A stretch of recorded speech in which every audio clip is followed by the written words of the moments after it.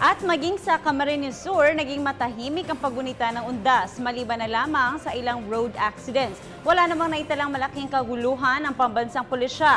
Yan ang tinutukan ng aming kasamang si Grace Rifama Simando ng Radyo ng Bayan Naga.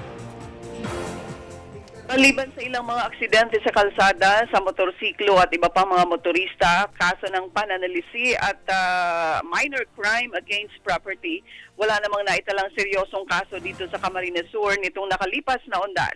Kapuna-punang mas naging maayos ngayon ang daloy ng trapiko, lalo na sa mga highways na katatagpuan ng mga sementeryo sa tabi.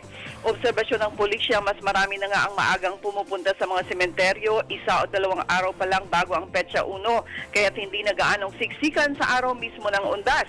Mas disiplinado na rin ang mga motorista at car owners dahil hindi na nagdadala ng sasakyan ng marami, batid nilang wala man lang mapaparadahan sa loob at sa labas ng mga sementeryo.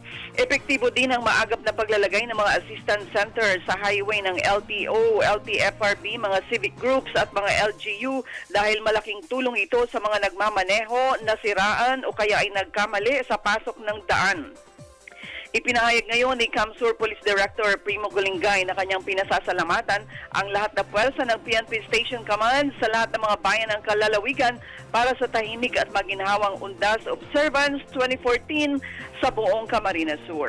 Radyo ng Bayan Naga para sa Telebisyon ng Bayan. Grace Rifama Simando.